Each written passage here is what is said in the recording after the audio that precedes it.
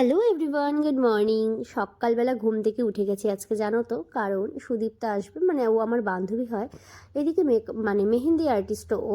তো যাই হোক, ওর কাছে মেহেন্দি পরবো বলে ওই সকাল সকাল ও চলে এসেছিলো, আমাকে তার আগেই উঠতে হয়েছে। আর আজকে হচ্ছে আমাদের বাড়িতে বিয়ে বিয়ে বলতে হচ্ছে আমার কাকার বিয়ে।